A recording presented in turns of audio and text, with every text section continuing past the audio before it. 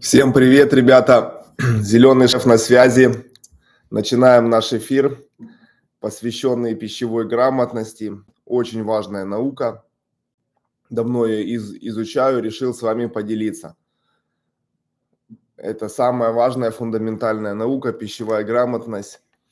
Вы в курсе, ребята? Давайте сначала поставьте цифру 1, кто меня видит, и цифру 2, кто меня слышит, чтобы я понимал, что у нас все ок, связь налажена.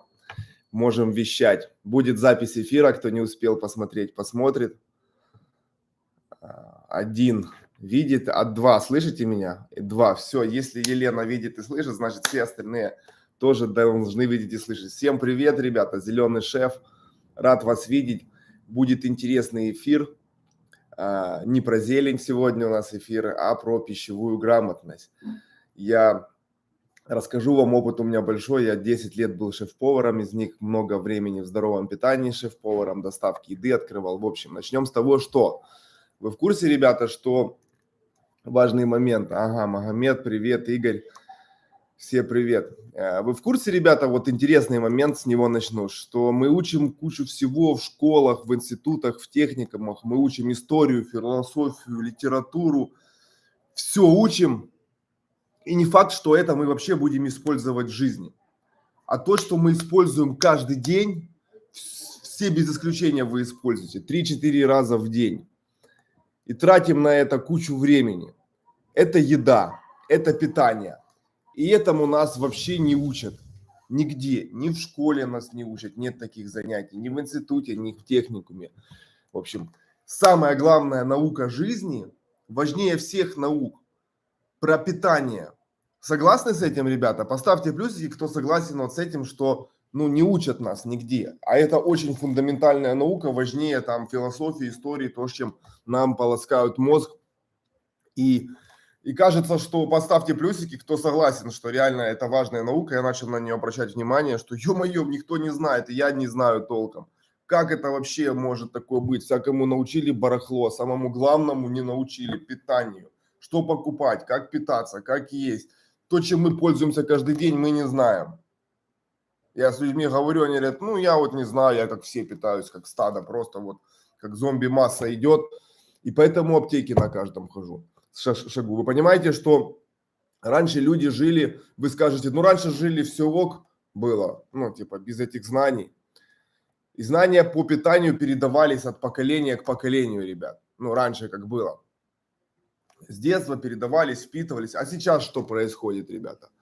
Продукты другие. Уже те знания, которые передавали бабушки, дедушки, не работают. Сейчас другие вообще продукты. Сейчас коммерция, ребята. Сейчас тупо в магазине, на полке, на рынке, в первую очередь деньги, деньги, деньги, химия, ядреные составы, ядреные методы выращивания растений. Я в теме выращивания в сити-фермерстве все это вижу, как другие выращивают, как вообще все это происходит, как сейчас животных выращивают, куриц. Все такое ядреное не так, как раньше. И те знания, которые были у ваших родителей и бабушек и передавали вам, они тупо уже не работают. Нельзя жить по ним.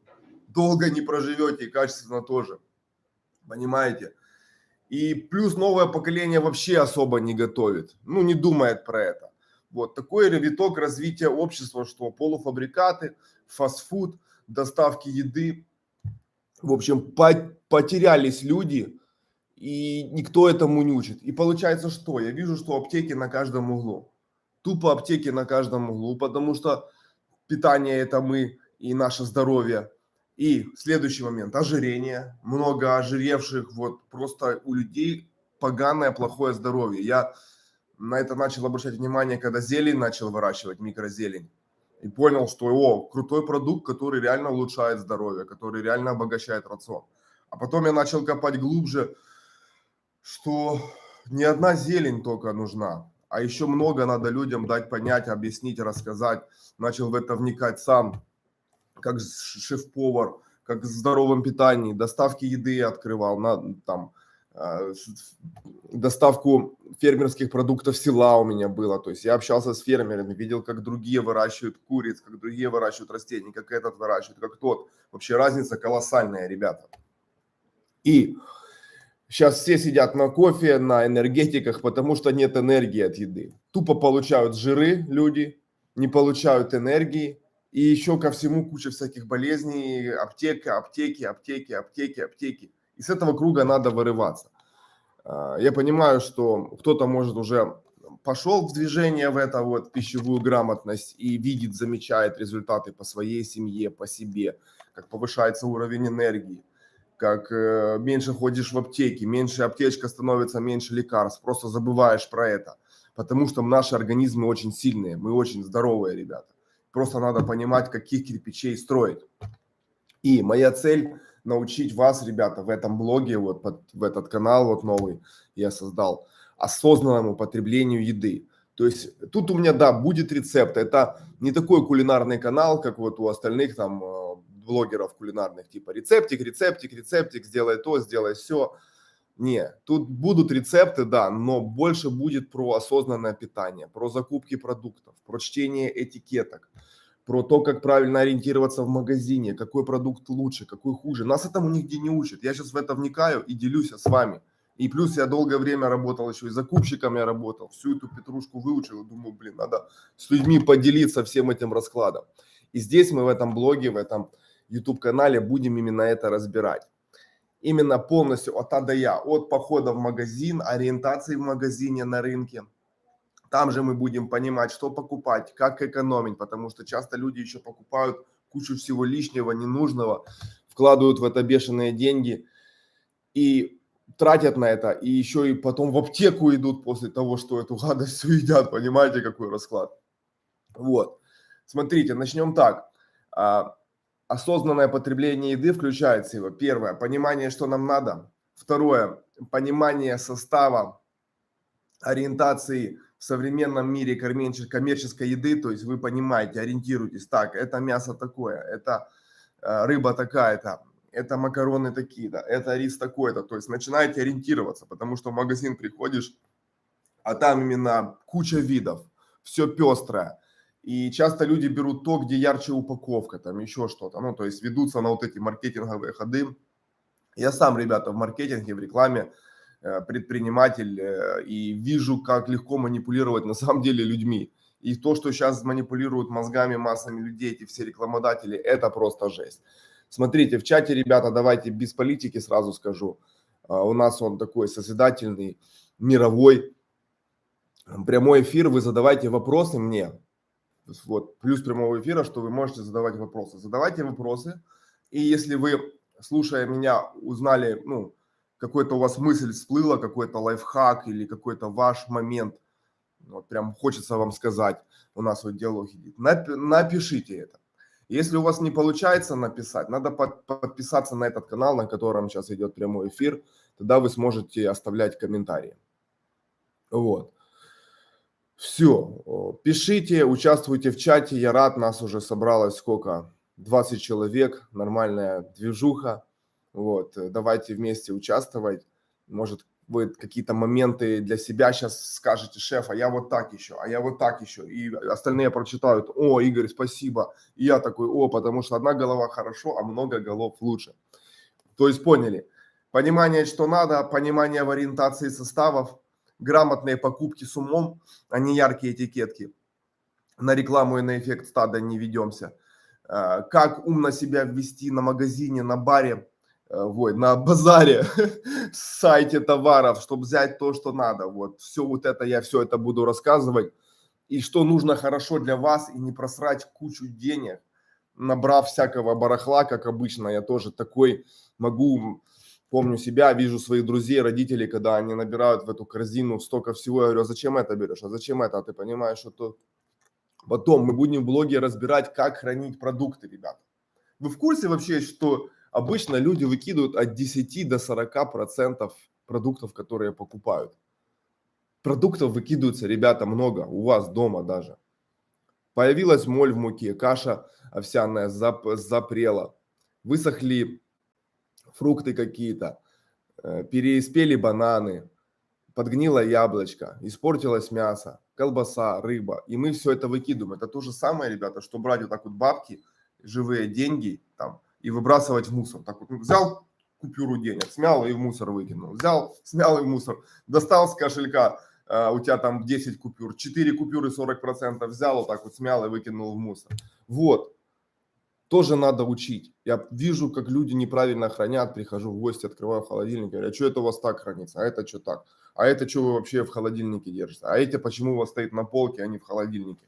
То есть есть банальные простые моменты, которые тоже надо понимать, и это не знают. Ребята, давайте участвуйте в чате, мне это очень важно, мне кажется иногда, что чат не работает или еще какой-то замес. Пишите, что думаете вообще про эту тему здоровья.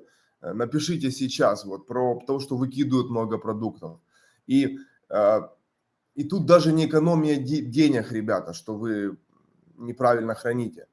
Разобравшись, вы по итогу сэкономите 50% денег на продукты. А это сейчас в наше время очень важно. Я когда начал в это вникать, я когда начал изучать свою статью расходов на питание, согласитесь, ребята, в каждой семье довольно-таки вот, когда понимаешь, распределяешь бюджет семейный, что на питание, уходит много денег. Вот реально много денег уходит на питание. Когда особенно большая семья, вы любите поесть, и продукты сейчас дорогие, денег уходит нормально. И если грамотно подходить, я заметил, что 50% денег экономится. Вот всякие моментики, чик-чик-чик-чик-чик-чик-чик сопоставляешь, и ты 50% экономишь. Офигеть, реальная сумма. Я смог ее в 2 раза уменьшить и при этом не уменьшив качество, не уменьшив разнообразие. Просто более грамотный подход начал делать, и все работает, все эффективно. Напишите сейчас, что думаете на это, потому что даже важнее денег ваше здоровье. Деньги то такое вы сэкономите, которое вы улучшите в разы. Ведь мы, это что мы едим, ребята. И когда вы понимаете вот эту науку питания, вы знаете, из чего состоит ваш организм, ваш глаз, ваш ноготь, из каких кирпичей вы собираете все это. Это даже важнее экономии, то, что вы там сэкономите на продуктах 50%, это хорошо. В общем, поняли, как сказал мудрец, не помню кто, мы это то, что мы едим. Так оно и есть, потому что ваш ноготок это то, что вы неделю назад ели, там какие-то кирпичики, поняли? Но мы состоим, грубо говоря, из того, что мы едим. И плюс это здоровье не только ваше, это здоровье вашей семьи, здоровье ваших близких.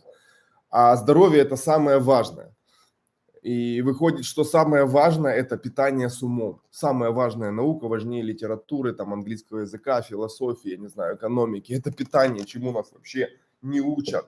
Вот это я сейчас буду доносить, ребята. Сейчас у нас начнется интересный разбор уже по полочкам. Это такая вступительная часть. Домашние закатки. Вот Мисс пишет, что вы думаете о домашних закатках? Я вообще положительно смотрю про домашние закатки и про вообще закатки в сезон. Расскажу почему. Первое, домашние закатки, они сделаны с любовью. Это самое важное. Вы знаете, что вы положили в банку, что вы закатали. Это тоже самое важное. Вы делаете это себе. Вот эта энергетика, она в еде есть, она передается. Все закатки магазинные – это коммерческая тема. Это минимум вложить денег, минимум, и получить максимум. Качество продуктов, которые залетают в закатки, вообще никого не интересует. Когда я с фермерами общаюсь, они говорят: Вань, нас реально обижают. Нас реально обижают, сейчас протру камеру. Мы приезжаем, мы делаем классный продукт, там вот фермер говорит, я выращиваю огурцы, сорт, плюс органический, там все. Они у меня, получается, немножко дороже стоят, потому что урожайность меньше, ну не так, как у ребят, которые химию бахают. Всякие там болезни бывают, потому что я не использую жесткие пестициды, химозу, что там вообще никаких болезней. И чуть-чуть дороже огурец. Я привожу его на рынок куда-то, и мне говорят, покупайте. Оптовики, которые скупают у фермера, говорят: Вася, нам вообще пофиг, как ты их выращивал. Нам главное цена. Вот дай цену ниже или такую же, как у всех, или ниже, мы у тебя будем брать. То, что ты там рассказываешь, органическое, неорганическое, нет, нас это не интересует. Нам главное выхлоп. Мы возьмем огурцы дешевле, чем у тебя, неорганические, такие же, как твои выглядят. И скажем покупателям, что они органические. Ну, понял, говорю. А так и объясняют им. Никто же не проверяет, никто не особо не доказывает, не вникает. Нам выгоднее взять ну, поняли суть, неорганические, они выглядят прикольно, как органические, другой сорт, написать и продать. И зазор выхлопа будет больше, потому что все ради денег. Вот, и также, когда вы делаете закатки, ребята, плюс, что вы используете сезонные помидоры. То есть, поняли, вы закатываете помидоры, которые вызрели летом, при солнце, при вот как надо, всех условиях, и вы их едите зимой. Это намного круче, чем съесть вот тот стеклянный помидор из магазина зимний, который вообще никакой, не без света вырос нормального, без того, без всего. Закатка – это круто, ребята. Вот я пользуюсь закатками и тоже уважаю их, когда они домашние по сезону, это кайф, тут обсуждений вообще никаких нет. Перейти на сыроедение. Я, ребята, не пропагандирую в этом блоге. Я был вегетарианцем, я был сыроедом. Все эти приколы я знаю. Это специфическая тема. Я за всеядение. Есть все полностью, все, что хочешь. Но везде знать меру, везде подходить с умом. То есть правильные сорта мяса, если ешь мясо. Правильное количество мяса, как говорят китайцы, прячь мясо в овощах, чтобы у тебя овощей всегда было больше. Не каждый день есть мясо, не надо есть мясо. Так же самое, как этих кавказских долгожителей изучают, и все думают, что вот кавказцы каждый день едят шашлык, а когда начинают их долгожителей изучать, вот я статьи ученых читаю, там, ну, увлекаюсь темой, чтобы хочется ж прожить подольше, жизнь-то классная, и качественнее, чтобы она прошла, меньше болеть. И оказывается, что кавказцы такие вот долгожители, они мясо часто не едят. 1-2 раза в неделю мясо на их стол попадает. Все. Понимаете, то есть не тот стереотип, что нам привили, что каждый день у них с утра до вечера мясо несется, никаких овощей. Куча зелени, куча овощей и 2 раза в неделю в мясо. Вот такой подход классный.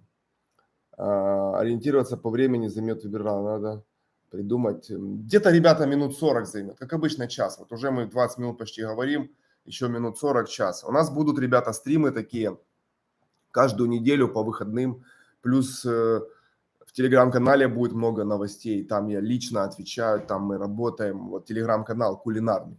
Инесса, ты тут, если можешь, скинь ссылку на телеграм-канал кулинарный, сейчас я, ребята, вам ее дам, вот на него подпишитесь, вдруг что случится с ютубом там, и в телеграм-канале, вот он, вот, подпишитесь на него, вот, это вот кулинарные рецепты, там вот это я его веду, магазины, там, ну, короче, и YouTube вот это будет. Все, тут мы будем вот эту пищевую грамотность разматывать, то есть блог будет больше посвящен ей. Понятно, будут рецепты от меня, я шеф-повар, я люблю готовить, я готовлю постоянно. Короче, эта тема классная на самом деле, и правильное питание очень тоже классная тема. Очень много энергии и сил. Мне говорят, блин, ты энергетик такой, ты энерджайзер, там, то, где ты столько энергии берешь? И я говорю, ребят, ну я просто правильно питаюсь, я такой же, как вы, те тоже мясо и кости. Просто я смотрю то, что я ем, я смотрю эти кирпичи, с которых собираю свой организм. Вот. И ребенку свою даю, она бегает там все, и жена, то есть, и другим прививаю, мне спасибо говорят. И вы, когда займетесь этим, вы не только себя улучшите, ребят, своих друзей, своих знакомых, свою семью, вы мир улучшите.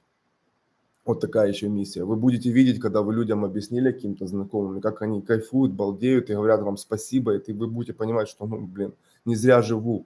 Вот еще там помог людям. То есть это очень приятное ощущение, когда тебе человек говорит спасибо, что я бы, блин, дальше эту кока-колу с пельменями целыми днями ел, ты меня хоть надоумил, что да, можно пельмени, но надо правильный подход к пельменям. Да, можно и кока-колу выпить, но правильно, не постоянно ее пить там, ну, то есть понимать, как это употреблять.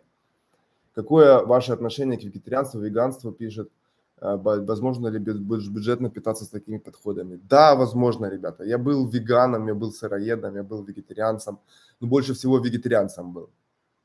Вот. Сыроедом был у меня период, я сильно похудал, короче, что у меня аж на пузе вена была. Мне вот это вот не нравилось. Легкость, конечно, бешеная, сил еще больше. Ты худаешь, там, ты такой весь, глаза светятся, но сильно теряешь. Мне не нравилось, что мне постоянно было холодно. Вот даже летом холодно, такой прикол. Летом спишь под одеялом. Что-то вот, ну, короче, и поэтому я выбрал путь. Мы все разные, ребята. Вот, допустим, у кого гены из Индии, ну, там, южные гены, там много вегетарианцев, для них это нормально.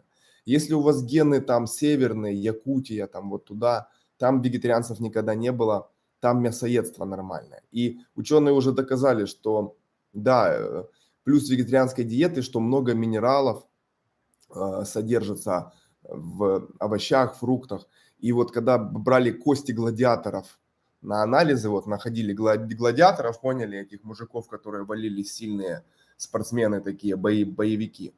И ученые сделали анализ их костей, увидели, что в костях очень много минералов, микроэлементов, прям концентрат такой в костях. И они думают, воу, это необычного человека кости. А потом изучили кости вегетарианцев, там то же самое. То есть из-за того, что ты потребляешь много растений, а в растениях много всего микроэлементов, элементов, и они концентрируются, накапливаются, поняли? Вот вегетарианский образ жизни, он достаточно прикольный. Но можно его же вести, и иногда есть мясо. Ну, не часто, не 3 раза в день употреблять мясо. Вот какой прикол. Вот так я отношусь. То есть везде надо понять, что вам хорошо. Вы это поймете. Вот в моем блоге мы будем это разбирать. Плюс могут периоды у вас быть, там раз вы нырнули в вегетарианство, раз там опять поели мясо, раз там сыроедство. То есть смотрите, где вам лучше. Мы все разные, нет общего рецепта. Нельзя сказать, что вот сыроедство хорошо. Нет, кому-то хорошо, кому-то плохо. Так же само, ну, поняли, все мы разные, индивидуальные, у нас разные гены, разные предки наши и приспособлены мы к разным вещам. Так.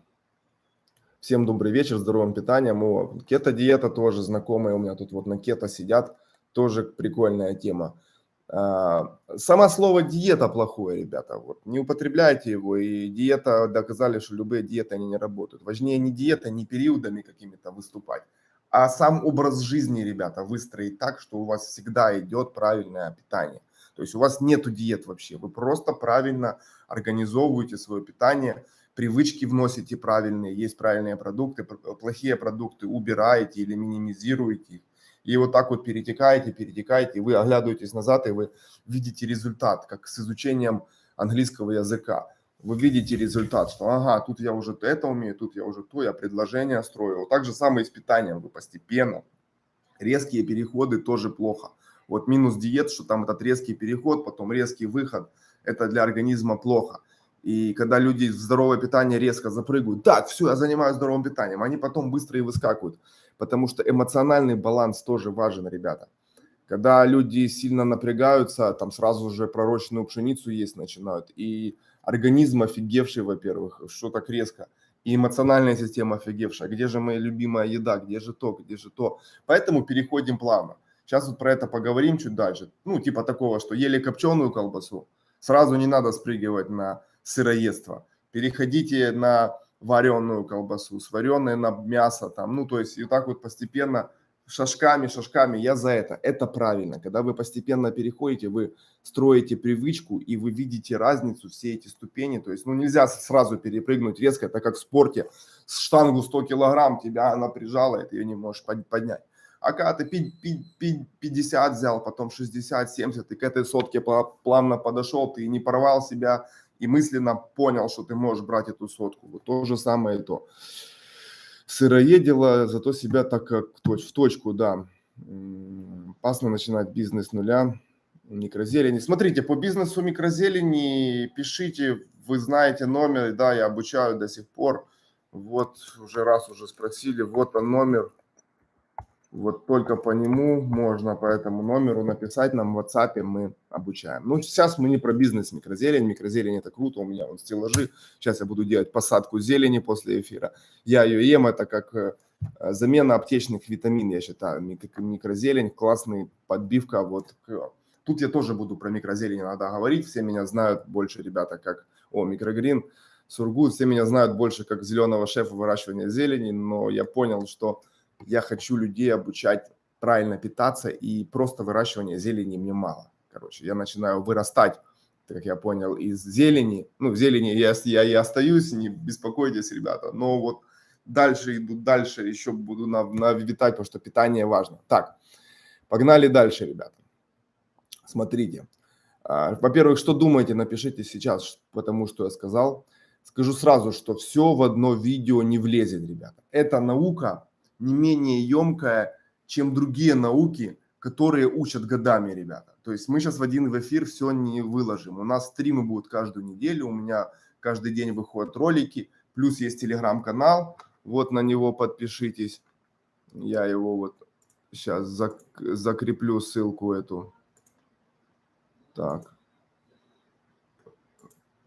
Вот. Сообщение закреплено. Все. Можете подписываться. Все, ребята, погнали дальше. То есть наука емкая, поэтому за один эфир не пройдем. Расскажу про себя чуть-чуть. Я работал шеф-поваром 10 лет в разных топовых ресторанах. Я запускал доставки здорового питания, рацион, вот это где поделено по калориям, как шеф-повар, как учредитель, где по калориям, знаете, БЖУ, вот это вам сумочку привозят, кто-то может сталкиваться, на весь день еда, просчитанные калории, есть вегетарианский рацион, есть ППшный, есть мясной, для женщин, для мужчин, для спортсменов, разные калории, вот варился в этом. Это ПП тема.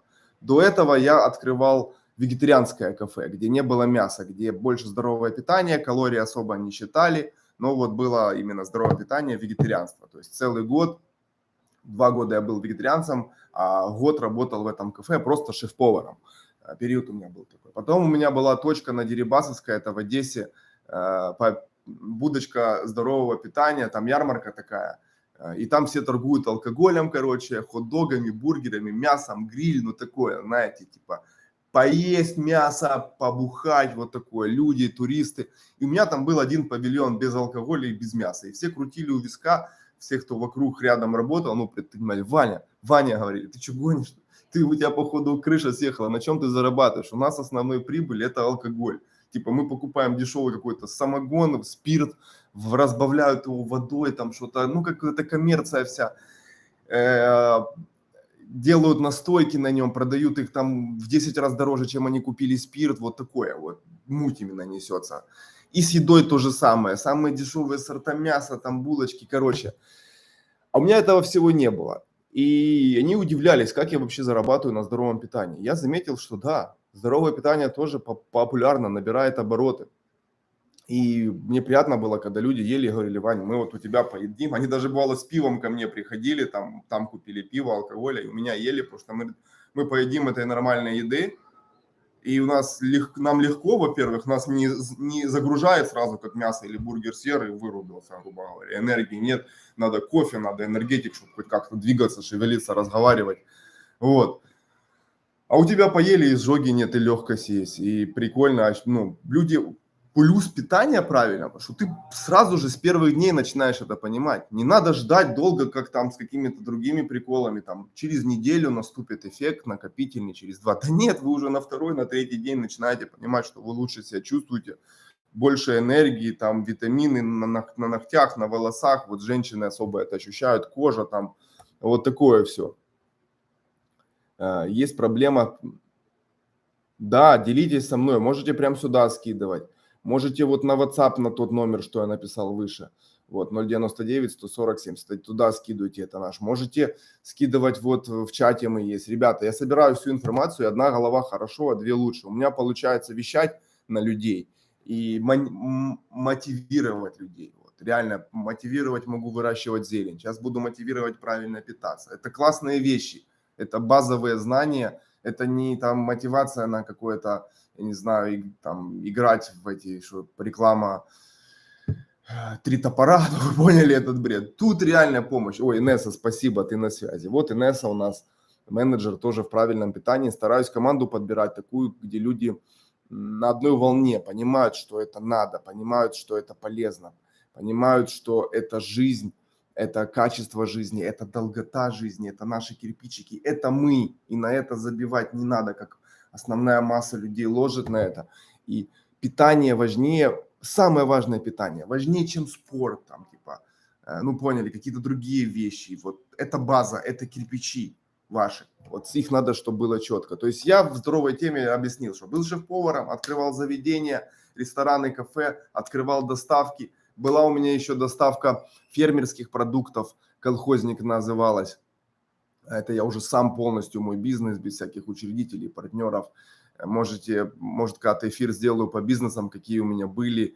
Всяких у меня было бизнесов, и будочки, бургеры мы делали. Было и такое, не вегетарианские, а мясные. В общем, и был бизнес, вот, что я по фермерам ездил и собирал натуральные продукты. Это когда жена моя была беременная. И я понял, что я не могу ей купить нормального мяса, сделать ей нормальные котлеты. Она просила меня, сделай мне котлеты. А я знаю, что это все, это махинаторы, не могу купить нормальных яиц, не могу купить нормального творога. Я прихожу на рынок, и мне бабки говорят, Да что, Ваня, мы пошли яйца купили магазинные, попшикали на них кровью вот этого сена, покидали, водой побрызгали, типа они с села, понял? И она стоит с этой корзиночкой, бабушка платочек одела, она живет возле рынка, бегает, сейчас я сбегаю за яйцами, побежала, эти 4 лотка магазинных яиц принесла, корзиночку переложила и торгует, типа, домашние яйца, представляете, что несется?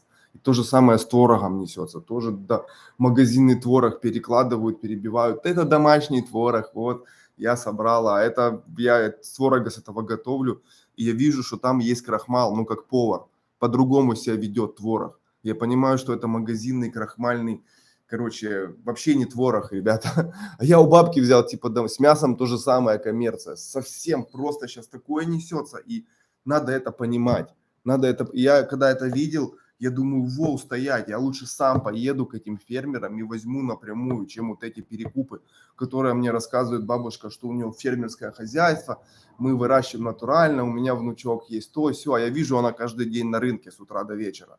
Как она за этим всем следит, если она на рынке? Потом мне говорят, да какое хозяйство, она живет в соседнем доме возле рынка, одесситка коренная.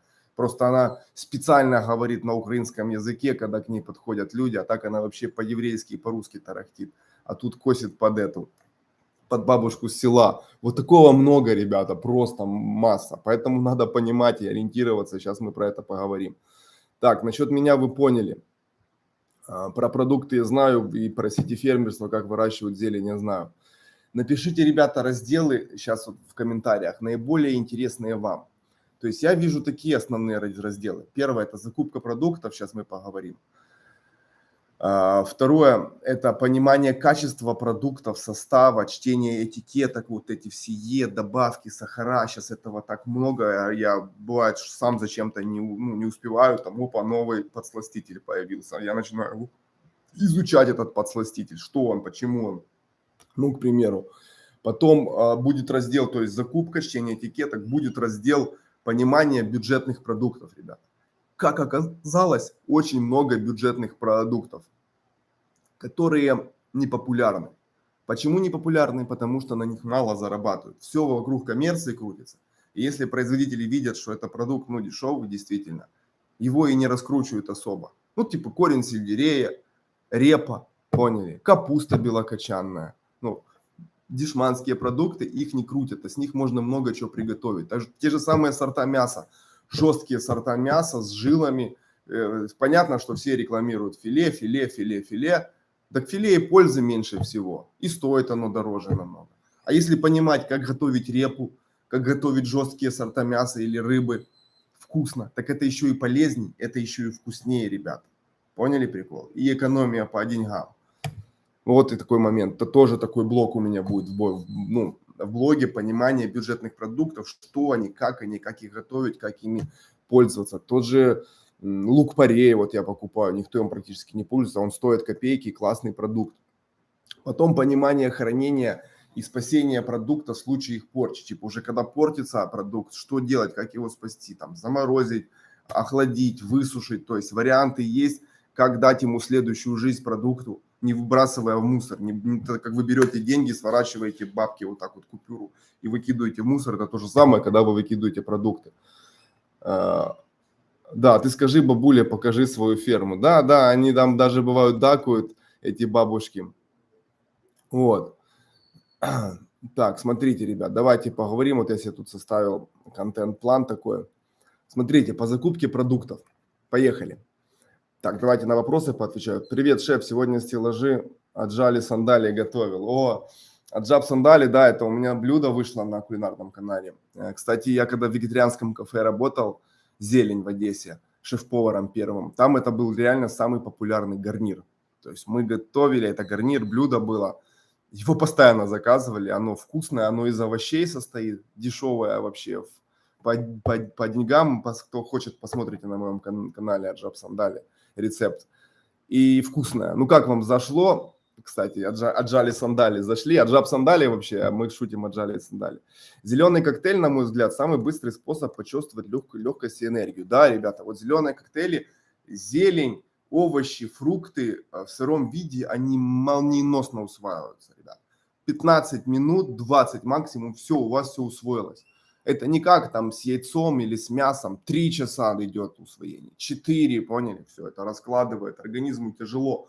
А это легкие продукты, они быстро, фу-фу-фу-фу, витаминная энергия. Вот. Поэтому сыроеды, вегетарианцы такие бодрые, что они не тратят на переработку много энергии, а сразу получают ее много. Обычно я замораживаю. Так, давайте по закупке продуктов пройдемся. Сейчас я буду, ребята, говорить вам вот свои лайфхаки по закупке продуктов, а вы, если что, пишите свои. Связь пропадает в пути. Костя, будет запись, все нормально на канале, посмотрите. Нас уже 36 человек. Сколько раз я кушаю в день? Ну, смотрите, хочется есть 3 раза, но я ем 2 в основном раза. 2-3 раза, как получится. С утра ем поплотнее всего. Ужин самый такой слабенький. Обед еще такой мощненький. То есть вот я с диетологами общаюсь, есть у меня диетолог в друзьях, в команде. Много чего у нее беру. С нутрициологами дружу, общаюсь. Сам как шеф-повар и вот по здоровому питанию книги разные читаю, увлекаюсь этим, вникаю. Все индивидуально, ребят. Смотрите, нету каких-то рецептов, вот как в бизнесе. Типа вот в бизнесе нет рецепта или моя модель бизнеса, как вот я там построил что-то, сделал, не факт, что она у вас будет работать так же идеально, как вот у меня работала. А может еще лучше будет работать, поняли? Или ваша модель. То есть все вот в питании примерно то же самое. Есть основы, есть понимание, как, что, а уже сам продукт вы делаете сами под себя, так лучше будет. Но пользуясь знаниями, вот которые сейчас мы будем обсуждать. Что-то у нас сильно меньше стало. А тут, ребята, меньше, да, по зелени собиралось по 600-700 человек, а это по питанию, ребят. И я сильную рекламу не давал, не разгонял, так как мы на зелень разгоняем, там везде пишем, собираем, там за подписки. Тут немножко попроще, ребята, но тема еще важнее, чем зелень. Увидеть приготовление супчиков, да, хорошо. Вот, кстати, сейчас я готовлю супчик, куриный супчик, ребята, без ножа. Вот, нет, не надо нож использовать. Там на терочке натерли, кинули и быстрый куриный супчик. Он готовится 10-15 минут, представляете? На терке, без ножей вообще. И такой вкусный, обалденный, наваристый. Вот скоро выйдет на канале. Харьков, молодцы, ребята, держитесь, Харьков. Где берете семена для проращивания? Да у фермеров берем. Можете написать в поиске «Зеленый шеф», ребята.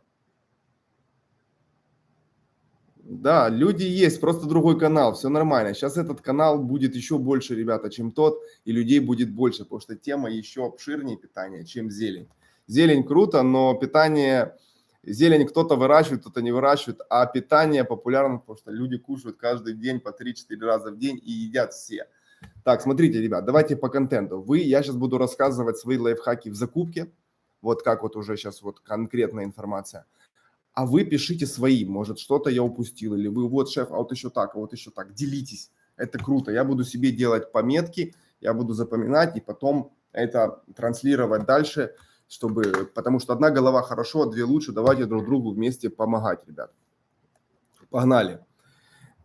Мы тратим кучу времени, плюс кучу денег, плюс набираем то, что плохое и вредное много вот в магазине. Что делаем? Как этого избежать? Смотрите, очень круто, ребята, делать список продуктов, которые используете каждую неделю. Кажется, что да что эти списки будут... Вы один раз составите список, и он у вас практически не будет меняться. Ну, если меняться будет, то по чуть-чуть. Будут уходить плохие продукты, будут добавляться хорошие. Список недельный очень важен. Он у меня на Google диске, в телефоне, я его распечатывал, бывало, писал, в общем. К спискам я подошел, потому что когда я был шеф-поваром, когда я был закупщиком, со списком очень удобно. У тебя тупо есть список всего, что тебе надо вот на кухне, и ты когда смотришь, ты не бегаешь в холодильник, не заглядываешь, а рис, а мука, а то, а это. У тебя список, так, рис, еще есть, мука, ага, есть, чик-чик-чик-чик. Раз что надо записал, то есть со списком не будет момента, что ты что-то забыл купить, и со списком не будет момента, что ты купил что-то лишнее. Типа, то, что не надо. Вот я как закупщик это помню, реально список помогал. Плюс список хорошо тем, что вы наглядно видите в списке, что вы едите. Вы видите в списке, как Прораб настройки, из чего строится ваш дом, ваше тело. Вы видите, как прораб. Так, марка цемента такая-то, кирпичи такие-то. И вы уже можете понять, насколько крепкий дом. Так же самое и с питанием. Вы видите, ага, майонез, кока-кола, полуфабрикаты, сладкие соки, сахара. Ну, грубо говоря, ты понимаешь, что ага, вот почему, блин, я болею, или там кто-то болеет, или причины. Или и начинаете, так, начинаю курс на здоровое питание, на правильное питание. Так, это убираем сладкий сок, заменяем на обычную воду. Там, кока-колу заменяем на квас, там, ну, как-то двигаемся. Это понятно, что резко перепрыгивать нельзя, но постепенно. Сахар, меньше сахаром, чтобы было содержание. Вот. Список вам помогает, и вы благодаря списку и экономите на продуктах, и не покупаете лишнее. Вот, поняли? Список составьте, ребята, я вам потом скину, кому надо, списки, какие у меня, посмотрите. Вы можете потом свои, ну, это в телеграм-канал подписывайтесь, там будем делиться списками. Список наглядно показывает, что вообще есть. Потом, когда у вас есть список, второй момент приходит. Выгодно, очень выгодно и по деньгам, и по времени закупаться оптом. У меня был период, что я ездил в магазин каждый день. Того купить, всего купить, того купить, всего купить. Чуть-чуть того, чуть-чуть всего, чуть-чуть того, чуть-чуть всего. Трачу кучу времени своего личного, которое я мог бы или семье своей побыть семьей, или отдыху своему там, или работе посвятить. А я вот это магазины, кассы, пик-пик-пик-пик, магазины, кассы, пик-пик-пик-пик, по чуть-чуть беру, трачу кучу времени. Потом трачу кучу денег, потому что все беру в розницу. В розницу чуть-чуть, маленькую фасовочку, розницу, да, список будет, ребята. Розницу того, розницу чуть-чуть. Смотрите, лучше закупаться редко и оптом. Даже маленькая семья может позволить себе закупаться оптом. И, ребята, важный момент, когда вы покупаете оптом, много берете. Вы просто можете купить тот рис на месяц вперед или на 2 недели. Ту картошку, я не знаю, те какие-то соуса, что вы берете, вот, макароны, просто взять больше. Вы экономите 20-30%, ребята. На самом деле оптовые цены намного ниже. Вот я как закупщик в ресторане был, я там покупал за 70 то, что стоит в магазине 100 в мелкой фасовке. Ну, поняли, то есть оно в магазине стоит 100, а я на опте беру по 70. И вот такое же самое все. То есть вы сэкономили деньги, раз, вы сэкономили время. То есть вы часто не ездите, у вас оно стоит в большом количестве оптом. И плюс опта еще следующий. Понятно, что деньги раз, время два, это понятно. Следующий плюс опта – это то, что там более свежее. Опт не стоит, как маленькая фасовочка на полке по году. Опт быстро, большую тару напаковали, быстро продали, напаковали. То есть опт быстрее прокручивается намного, чем вот эти мелкие фасовочки на полках магазина, которые когда-то были оптом, потом их подробили на килограмм, на полкилограмма, оно лежало на складе, потом принесли в магазин, выставили в этот ряд вот так вот друг за дружкой, там еще стояло полгода, год, поняли? То есть я заметил, что продукты, купленные оптом, они более свежие. Всегда те же макароны, тот же рис, ну что бы ни было, оно свежее. На опте нет смысла задерживать продукт долго. Понимаете, ребят? Это вот третий момент, очень важный. Очень интересно, по примеру списка. Будет список, ребята, я скину его вам в телеграм-канале. Подпишитесь туда, там будет много информации. То есть поняли, ребята, пользуйтесь оптом. Плюс, покупая оптом, еще другой есть плюс. Вот то, что я перечислил плюсы: деньги, время, качество продуктов лучше на оптом. И следующий момент: покупая оптом, вы можете претендовать на поставщиков.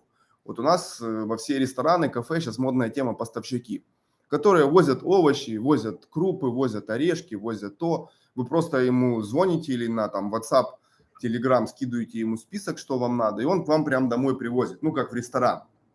И когда вы берете много себе домой, там на месяц, допустим, вы можете с такими поставщиками начать работать. Они везде есть. Понятно, что они по чуть-чуть вам возить не будут, а когда они видят, что ого, у вас закупка, там ресторан берет на день, допустим, продукты все, на 2 дня, а для вас это на месяц там, или на 3 недели для вашей семьи.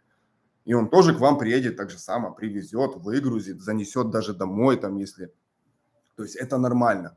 И по низким ценам, по ценам поставщика, потому что они продают не по магазинным ценам, цены там намного ниже. И еще часто у поставщиков бывает, что продукты намного качественнее, потому что они сами выбирают, пробуют. Это не в магазине, как где там махина, супермаркет, оборот, там за качеством сильно не уследишь, понимаете. А поставщики более внимательно смотрят, потому что они знают свой товар. Когда я был поставщиком с фермерских товаров, я каждый товар сам прощупывал, сам пропробовал. Это было очень важно. Так. Смотрите, ребята, список. Ага, список, где убрать опт в городе. Рассказываю, где берется опт в городе. Смотрите, самое простое место опта в городе – это оптовые супермаркеты, типа Метро, есть Ашан, поняли, там есть большие фасовки. Вот, это первый момент. Такие как бы более рассчитанные они на предпринимателей, на бизнес. Типа или между бизнесом и людьми обычными. То есть там и масло кусок можно купить сразу килограммовый. И ты понимаешь, что если его поделить на 5 кусков по 200 грамм, то получается ты там 30% экономишь денег. Чё бы нет. И прям дома порезал его на куски, завернул и положил в холодильник. Ну, к примеру, это мы сейчас тоже проходить будем. То есть Метро закрыли, Ашан разбомбили. Следующий момент. Я вообще любил больше, где цены еще ниже были. Вот у нас Метро в городе в Одессе, а напротив его оптовый рынок. Везде есть оптовые рынки в крупных городах. Вот к нам на оптовый рынок с сел приезжали люди. Оттуда приезжали люди. Я вижу, что люди подтягиваются с сел, ребята, на оптовый рынок. И я там все время покупал товар для ресторанов. То есть как закупщик я хотел взять подешевле, ну, понятное дело, и покачественней. Вот. И оптовый рынок было четко. И плюс оптового рынка, когда вы входите в контакт с продавцом на оптовом рынке, ну, там вы берете у него макароны, там, или, там, я не знаю, сладости, там, крупы, рыбу, там, вы с ним со временем обмениваетесь номерами на оптовом рынке с этим человеком, держите связь. И, как я делал, я уже ему на WhatsApp скидываю, допустим, или на Telegram сообщение, мне там 5 килограмм макарон, 5 килограмм гречки, килограмм орешков, того-сего, список ему бам, скинул. И прихожу, когда к нему, я не стою там в очереди, я там не выбираю ни его, ни себя не мусолю. Он мне уже, я тебя собрал. Вот твоя сумка, вот твоя накладная, ты взял на хорошую сумму, вот тебе еще скидка сверху. Я денежку, чук и пошел. То есть я время сэкономил. Понимаете, о чем я? И себе в первую очередь, ему-то то понятно, и деньги сэкономил. Вот плюс оптовых закупок лучше. И вы в итоге еще начинаете, потом входите в раш. Я объединялся с соседями со своими. Типа, давайте сразу купим мешок макарон, это еще выгоднее. Ну, поняли, там разделили на соседей сразу. И многие, вот я там с людьми общаюсь, они уже входили до того, что одну неделю или там раз в 2 недели закупает продукты один сосед, потом другой. То есть вы еще не каждый раз ездите. За вас там поехал другой человек, набрал всего, вам половину, там, вашу долю отдал, деньгами рассчитались, вы даже не ездили. В следующий раз вы поехали. То есть, когда вы входите в эту пищевую грамотность, начинается такое комьюнити у вас образовывается, что вы еще больше экономите времени своего, еще больше экономите денег, покупая оптом и улучшая качество продуктов, мониторя его. И к вам дело в том, что когда вы вот работаете с поставщиками, с оптовиками, у вас есть слово. В магазине, чтобы добиться правды, ой, я купил икру, а она вонючая, то это, это геморный процесс на самом деле. А с поставщиком, оптовиком, с которым вы в контакте, что-то не так с продуктом, сразу фотографию, сразу ему что за дела, он, да, посмотрел, да, спасибо, что ты сказал, я посмотрел товар, действительно плохого качества, принесешь мне в следующий раз, я тебе верну деньги или дам другой товар. Быстро все решается. Не надо вот это вот соплю наматывать, как в супермаркете это делается, и вообще решится это там или нет. С поставщиками, с оптовиками это все решается. Запись будет, ребята. Поехали дальше. Пишите свои лайфхаки в магазине. Вот то, что я сейчас перечисляю, это интересная информация. Напишите, поставьте плюсики, ребята. Вообще заходит вам информация такая. Мне сейчас от вас, вот я вам даю информацию, а от вас было бы хорошо, отлично просто, обратная связь. Чтобы вы говорили, шеф, нас интересует, как приготовить с этих продуктов. Шеф, Меня интересует, как вести себя в магазине. Шеф, меня в первую очередь интересует чтение этикеток, чтобы я понимал, ребята, что вам, какую информацию давать в первую очередь и последовательность. Потому что когда даешь людям то, что им надо, то, что интересно, а это лучше усваивается. Потому что блог вообще создан для вас. Ну, не для себя я это делаю, а для вас это делаю, и мне надо понимать, обратная связь от вас должна быть. Что, как оно заходит, как по полочкам раскладывать вам информацию, с чего начинать, что в первую очередь, что вам интересно, чтобы я не давал вам ту информацию, которая, ну, типа, ну, такое, лучше бы рассказал, как готовить с этого, а не как выбирать. Вот. Пишите, ребята, плюсики, я понял. Молодцы, спасибо, Елена, спасибо все ребята, Дмитрий, спасибо. Что? Еще пишите, ребята, темы, какие вот в пищевой грамотности важнее для вас, с чего начинать, что у вас самое больше. Вы поняли, есть закупка, есть качество продуктов, есть чтение этикеток, есть рецепты с субпродуктов, с дешевых продуктов, как это все сочетать, как готовить.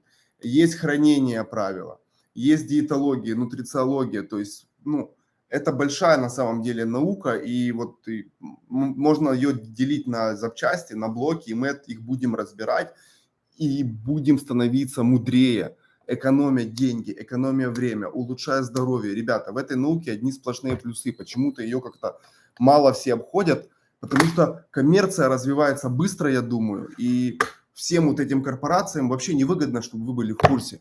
Им выгодно, что вы брали то, что они вам рекламируют, скармливают, где самый большой запас маржинальности, где больше срубить денег, и потом, чтобы вы еще, срубив деньги на вас в продуктах, и они вас еще в аптеку отправляют, и там еще рубят на вас деньги на лекарствах. Вот, мы просто как машины, которые дойные коровы приносят деньги. Таким неохота быть вообще. И чтобы окружение ваше таким было, тоже нет, не надо. Хочется прожить дольше, не быть дойной коровой, не ходить в аптеку, жить качественнее, понимать, разбираться, не на манипуляции вот эти вестись, рекламные ходы и все, а быть осознанными, вообще понимать, что происходит. И детей своих этому же учить. Это очень важно, вот передать эти знания правильные, потому что нам родители не передали. Их можно понять. Все так быстро развивалось, что за этим нифига не уследишь. Всего лишь 50 лет назад вообще другие продукты были. Вообще все по-другому было. Сейчас все кардинально поменялось, ребят. Просто с ног на голову перевернулась вся пищевая промышленность, и человек не успевает за этим. Просто-напросто. Так, вот, почитаю. Нет, шеф, в теме все рассказывай. Спасибо. Про пищевые добавки. Понял. Будет про пищевые. Каким образом можно заменить подорожавшие продукты? К чаю, фрукты. Во, интересная тема. Вот я тоже сейчас сделаем, ребята. Экономия. Что заменять? На самом деле много продуктов подешевле и много рецептов простых, когда вы из простых продуктов, там, из банана, из ложки какао, из ложки муки, яйца, там, сделали классный десертик и кушаете его всю неделю, там, к чаю, там, заморозили его, разогрели, много лайфхаков буду делиться. Отношение к майонезу. Ну, домашний мазик, да, более безопасный. На самом деле майонез такой продукт, да, его можно есть, я не спорю, но сами понимаете, что такое майонез. Это гора растительного масла, то есть там 70% растительного масла, грубо говоря. Вот. Вот. И если уже делать мазик, то с хорошего масла, хорошие продукты использовать и не налегать на него сильно, понимая, что это просто гора жира, гора калорий без витаминов, минералов, микроэлементов, то есть сочетать его с чем-то. Вот. Так, все заходит по этикеткам, этикетки, я понимаю, да, я сам теряюсь в этикетках и вот изучаю активно это понимать. Сухофрукты интересно. Иван-чай, вообще крутой продукт Иван-чай. Я еще ферментированный пью Иван-чай, и он меня бодрит, он энергию дает покруче, чем кофе. Иван-чай, во-первых, у нас у славян, мы его пили, потом как-то вот эта коммерция вся выдвинула его и заменила обычным чаем, хотя он круче, чем обычный чай. И мы даже экспортировали раньше чай в Англию, там во все страны от наших славянской территории шел Иван-чай. Но потом коммерция поняла, что заработать на Иван-чае нельзя столько же, сколько и на обычном чае. Плюс это надо иметь дело с этими славянами непонятными. Лучше вон с Индии, с Китая перевести, где дешевая рабочая сила и больше зазор. Ну, короче, вы понимаете, ребята, все делалось ради денег и до сих пор это делается. О, ферментация, классный момент. Так, где брать хорошее, качественное, недорогое оливковое масло? Вот опять же, там на оптах на этих, я когда в ресторанной сфере активно работал, мы на опте, там есть разливное оливковое масло хорошее. Плюс есть контрабандное масло на этих оптовых рынках. И, допустим, я вот в гривнах буду говорить, я брал за 180 гривен литр дечека масла, такая квадратная бутылка, дечека, синяя этикетка. В магазине она стоила 350, то есть 2 раза дороже. И в магазине, я смотрю, по дате она уже стоит там год, она уже прогарклая, на свету, а у поставщика оно в тени стоит, и быстрый оборот у него, он говорит, ну, у меня его нет уже, я все распродал, новая партия зовет. То есть он продает новую партию, которая только вот приехала, там неделя-две, и он ее продает и распродает. А в магазине месяц, полгода, год стоит, и вы его покупаете, что это за масло вообще, ну, понимаете, ребята, вот. Там вот берите на оптовых рынках, когда вот мы сейчас начнем оптом покупать продукты, будем более подробно разбирать, это первый стрим.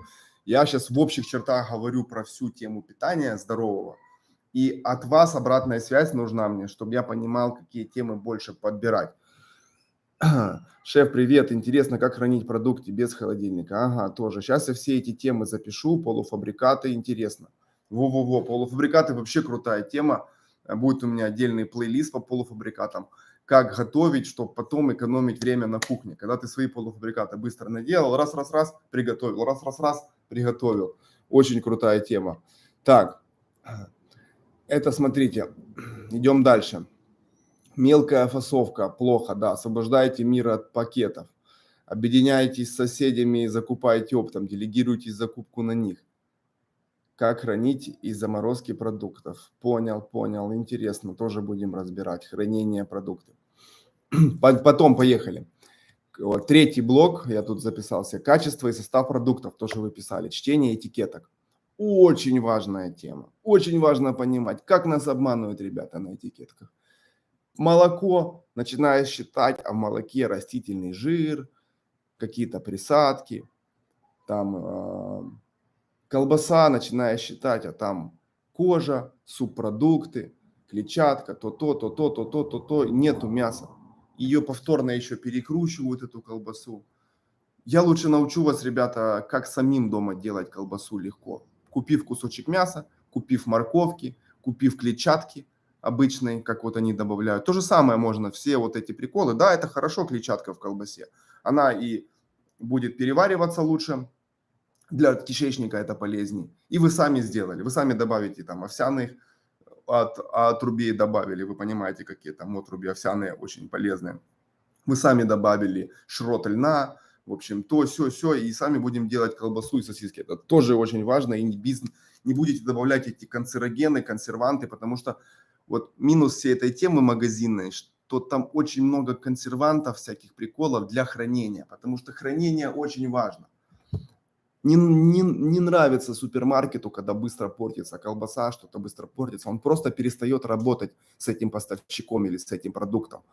Потому что супермаркет теряет деньги на этом магазине. Ему надо чем дольше срок. Если вот придет человек и скажет, что вы там колбасой торгуете, у нее срок годности 2 месяца, а моя колбаса 2 года лежит. И такая же. Супермаркет скажет, конечно, давай свою колбасу. Ну там составчик такой, да пофиг, давай. Мы даже можем подкорректировать этот состав, ребята. Даже бывает составы корректируют, что там можно в состав не вносить те вещества, которых меньше определенного количества. Типа можно не писать их.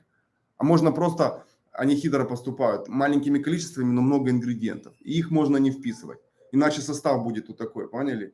То есть там основные пишут ингредиенты. Плюс в состав можно не вписывать то, что еще не изучено, непонятно вот наукой, поняли, до конца не дошло. Что часто пищевая вот эта вся индустрия быстрее придумывает новые химические соединения, чем вот эта защита прав потребителя, их ставит на учет, там, делает анализы, то есть это быстрее несется, и еще нету в базе этого, его просто не вписывают в состав. Такое даже есть.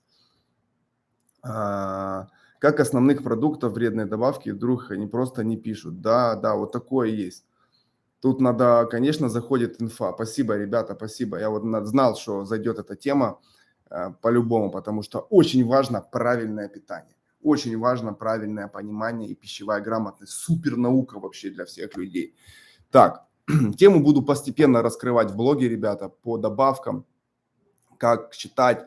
На телеграм-канал, ребята, вот она, ссылочка, подписались еще раз, там будет много всего, в основном там будет. YouTube канал тоже будет, но телеграм удобнее, всегда можно прочитать, там едете вы в метро, в машине, и там можно поучаствовать в разговорах, переговорах, постоянно вот такой близкий контакт идет.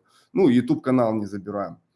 Вакуумные упаковки, да, приветствуются, будут по этой теме у нас тема. Вакуумная упаковка нормальная штука. Во-первых, она экономит место в холодильнике, где нет пустого места. Во-вторых, вакуумные упаковки меньше реакции идет с воздухом. То есть не выветриваются витамины, минералы, не вступают в реакции. Плюс вакуумная упаковка круче, будем про нее обсуждать много темы. Так, мы пройдемся в блоге по продуктам, которые нужно убрать из рациона. Для начала можно уменьшить их количество плавно. Вот напишите, ребята, сейчас, какие продукты вы поняли, что плохие, и вы их или убрали из своего рациона вообще, или уменьшаете их количество сейчас. У каждого есть такой продукт. Вот напишите, ребята, кто что-то убрал и считает, что он правильно сделал, что вот это я убрал вообще нафиг. Или уменьшает их количество.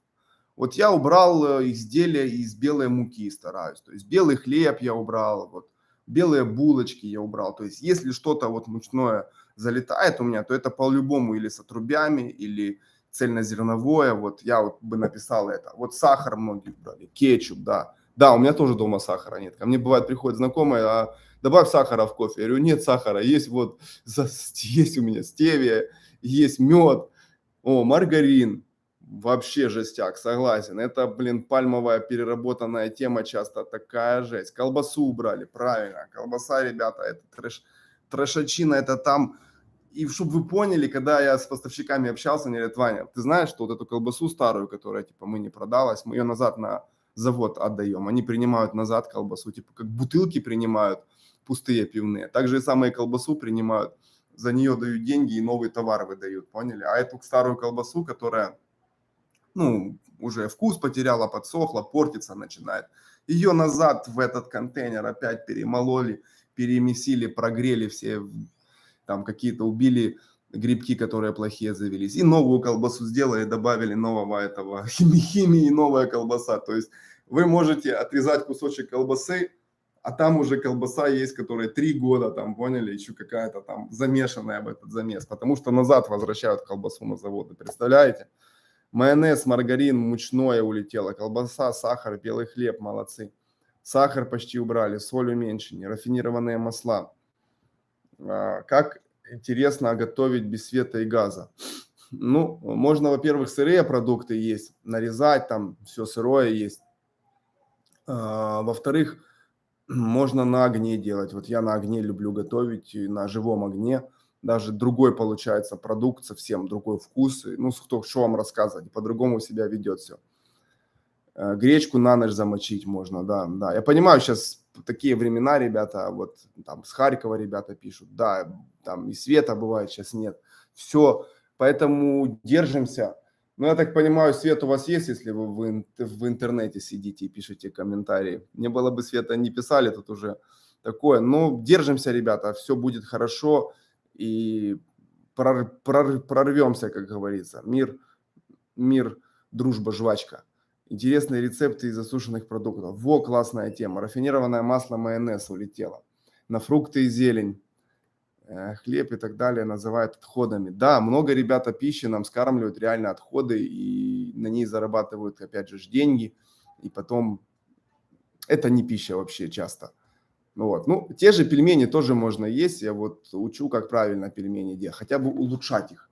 То есть я там пельмени, да, там попались мне пельмени, ладно.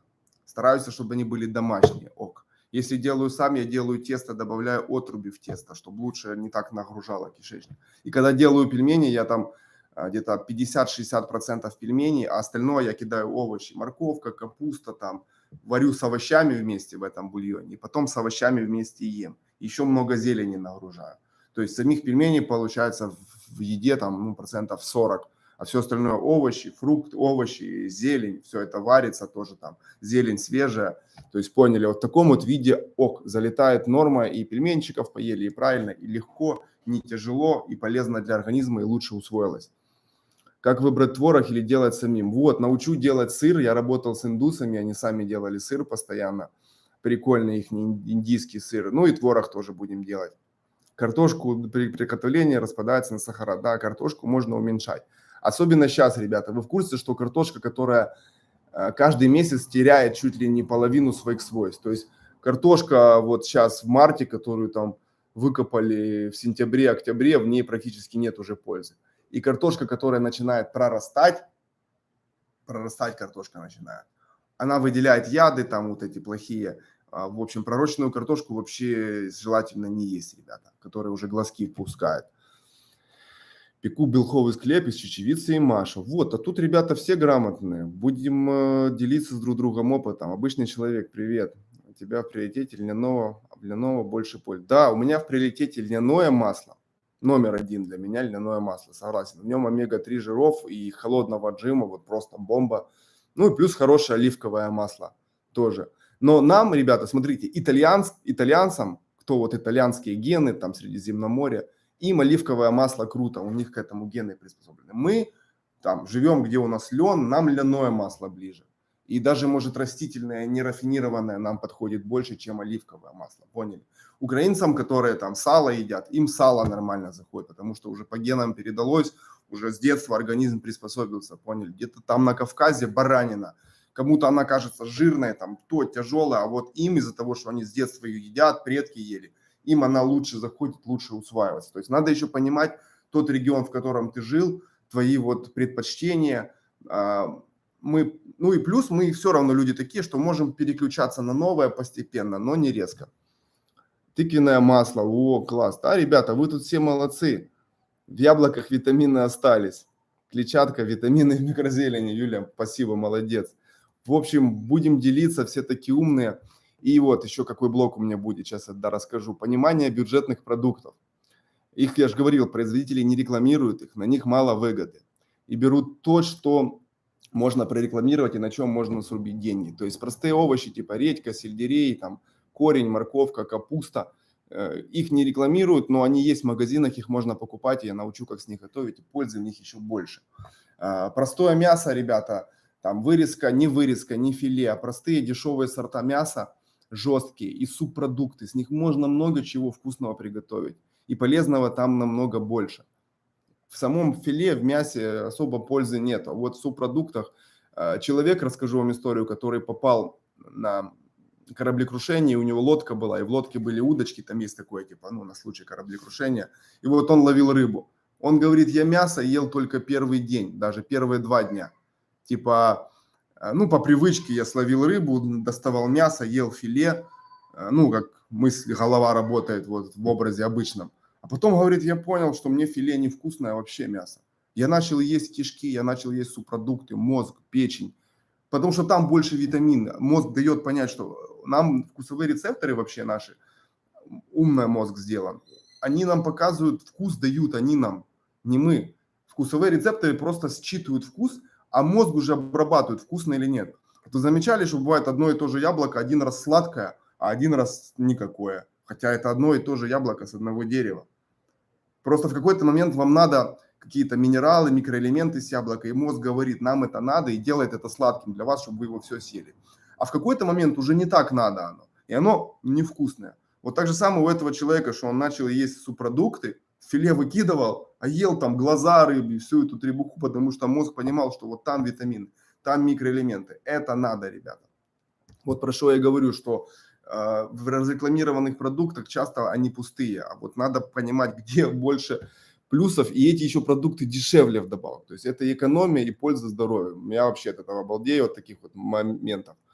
Так, виноградное можно для жарки использовать. Во-во, я это не знал, ребята.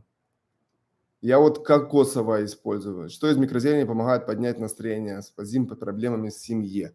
Смотрите, хорошо настроение поднимает подсолнух, как по мне. Он вообще такой омолаживающий и сочный, и все его едят, нейтральный. Плюс я люблю греть редиску. Вот редиска и подсолнух мои топчики. Настроение поднимает, ребята, то, что выращено своими руками, с хорошим настроением вы вырастили, поливали, радовались, ну, старались, а вот посыл хороший делать, добрый. И потом он к вам возвращается, когда вы едите с любовью.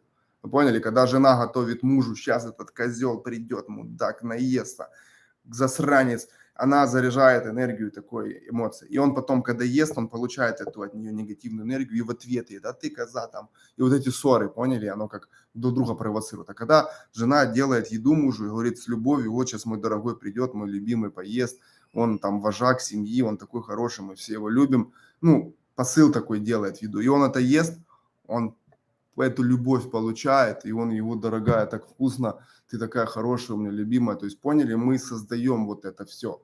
И еда это как передатчик.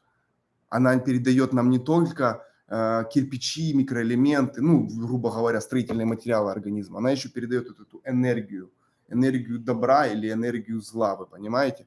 И когда вы покупаете доставку еды коммерческую, там повара часто злые, эти миллион порций, это когда вы уже нажретесь. Вот я психовал на кухне, на поваров наезжал, говорю, с таким настроением готовить не надо. Или вообще не готовь. Не надо вот это плохо заряжать, там, ну, человеку не будет так вкусно. Потому что вкус еще, когда мы едим на подсознательном уровне, записывается, с каким настроением готовили еду. Вы же понимаете, когда вам одно и то же готовит любящий человек, это намного вкуснее, чем не любящий тот же рецепт, то же самое блюдо, но не такое вкусное будет. Это работает, ребята. Это будем тоже разбирать.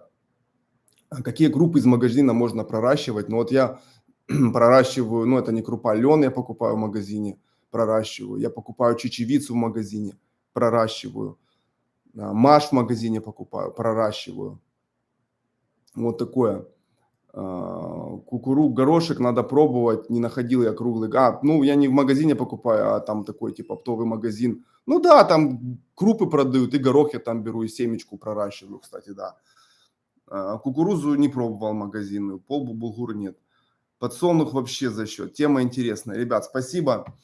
Еще мы будем разбирать понимание хранения и спасения продуктов. Выкидывать в мусор – это то же самое, как я говорил, как выкидывать просто купюры денег в мусор. Зачем это выкидывать? Все можно использовать. Там бананы начали, вот как я делаю, переспевать, я их раз в пакетик сложил или в судочек, поставил в заморозку. Потом я с этих бананов сделаю, покажу вам, как делать классный банановый пирог без сахара, к примеру. Или смузи, или замороженное мороженое можно с бананов делать, добавить в них там фруктов, других сока и вот самим сделать мороженое детям. Вариантов много, то есть выкидывать ничего не надо, все надо перерабатывать. То есть грамотные походы в магазин, правильное хранение, правильное чтение этикеток, пищевая грамотность, ребята, очень важная наука.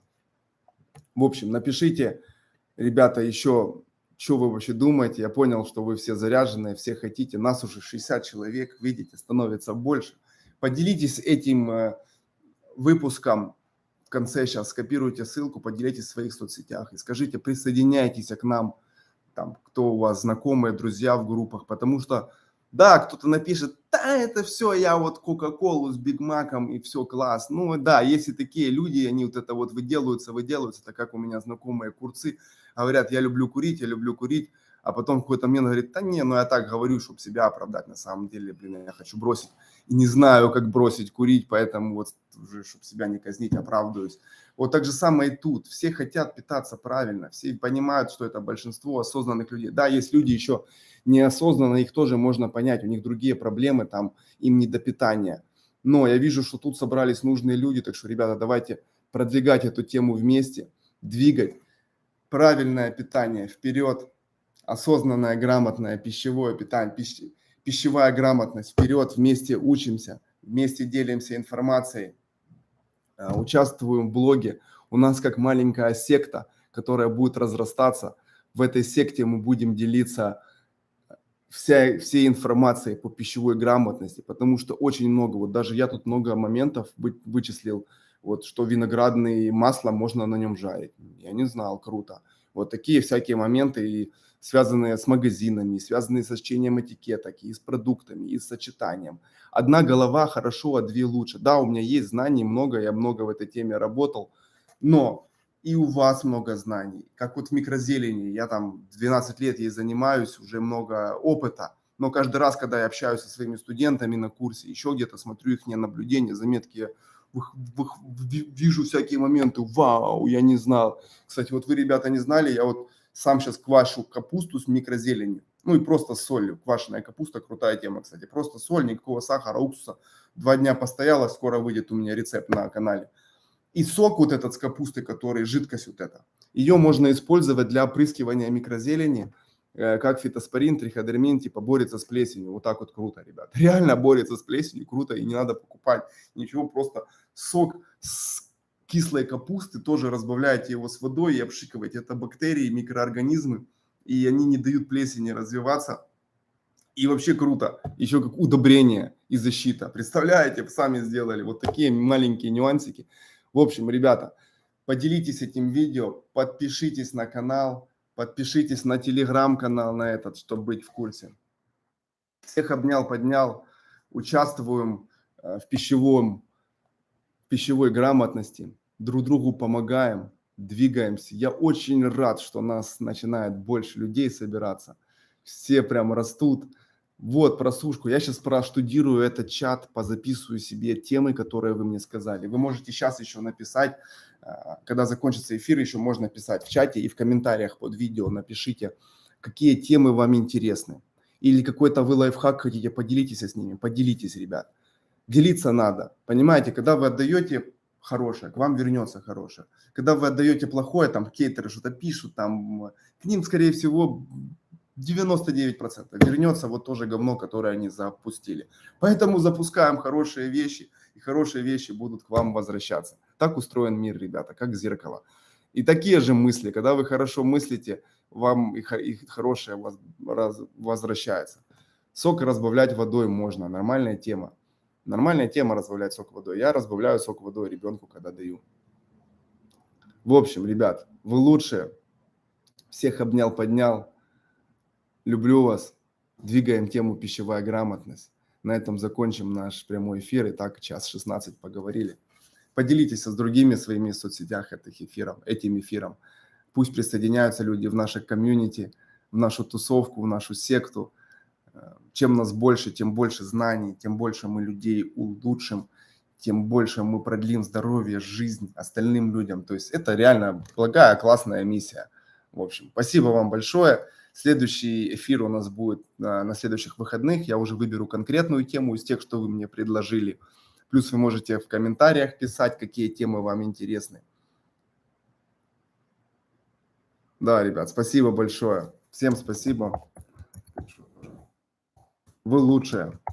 Вот это тоже надо помнить, что вы лучшие. Обнял, поднял, поцеловал. Пищевая грамотность. Вперед. Всем пока-пока.